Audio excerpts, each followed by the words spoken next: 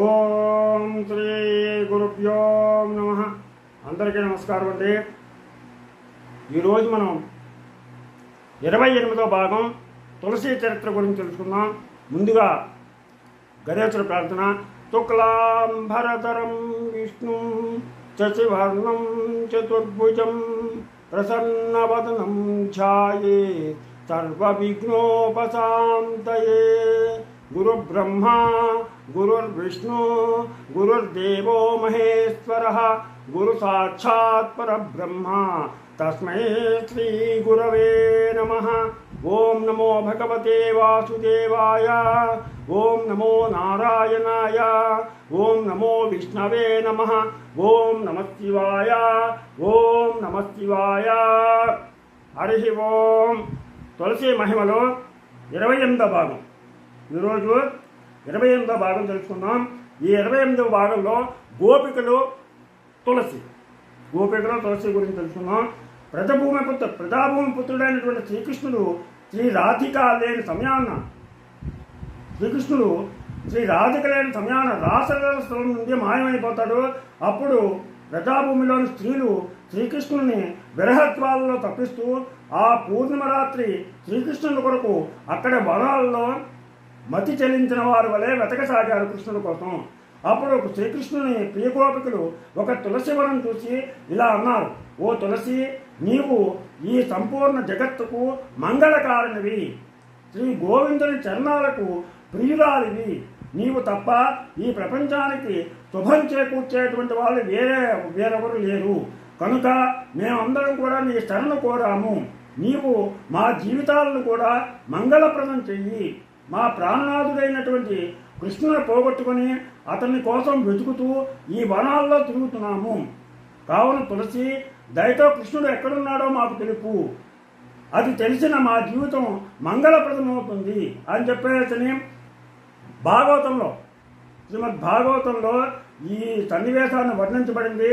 ఈ వనంలో ఈ తులసి వృక్షాన్ని చూసిన వెంటనే గోపికలు ఆమెతోటి ఇలా అన్నారు: కచ్చి తులసీ కళ్యాణి గోవింద చరణ ప్రియే సహత్వాలికులైర్భిభ్ర దృష్టతేతి ప్రియోచ్యుతః. అత్యంత దయగలైనటువంటి ఓ తులసి, గోవిందుని చరణాలు మాకంటే నీకు ఎక్కువ ప్రియము. నిన్ను ధరించి, అంటే తులసిని ధరించి తుమ్మెదల సమూహం చుట్టుకొనగా ఇటువైపు వెళుతున్నటువంటి అచ్యుతుని నీవు చూశావా?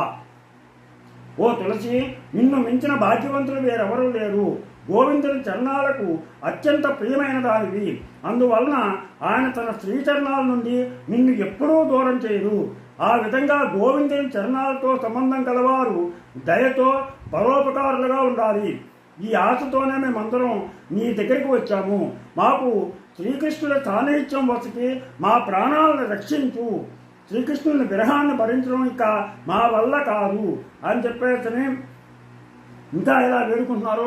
అత్యంత సౌభాగ్యవంతురాలైన తులసి, అచ్యుతుని గురించి నీకు తప్పకుండా తెలుసు. ఈ వనంలో ఆయన ఎక్కడున్నాడో చెప్పి మా జీవితాన్ని రక్షించు. శ్రీకృష్ణుని విరహంతో చాలా దుఃఖంగా ఉన్నాము. అతన్ని వెతికే శక్తి ఇంకా మాకు లేదు. శ్రీకృష్ణుడు ఇక్కడికి జంఖారం చేస్తున్న భ్రమరాలతో కూడిన తులసిమాలను ధరించి వచ్చాడు. ఆయన ఇక్కడే దాగి ఉన్నాడు. ఈ తుమ్మెదల ధ్వని వలన అతన్ని చాలా సులభంగా కనుక్కోవచ్చు. కానీ విరహం కారణంగా ఆ భ్రమరాల యొక్క జంఖారం మాకు వినిపించడం లేదు. జగత్తుకే మంగళకారమైనటువంటి ఓ తులసి, మేము చేతులు జోడించి ప్రార్థిస్తున్నామని చెప్పేసి గోపికలు చెప్పారు.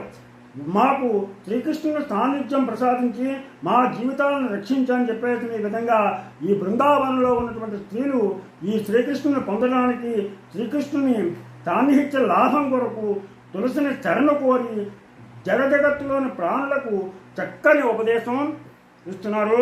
దీంతో ఈరోజు 28వ భాగం పూర్తయింది. రేపు 29వ భాగం తులసి చరిత్ర తెలుసుకుందాం. మీకు నా ఛానల్ కనుక నచ్చినట్లయితే సబ్స్క్రైబ్ చేయండి. అలాగే లైక్ చేయమని కోరుతూ ప్రతిరోజు కొద్దిగా ఒక 5 నిమిషాలు ఈ తులసి చరిత్ర గురించి మీరు తెలుసుకోండి.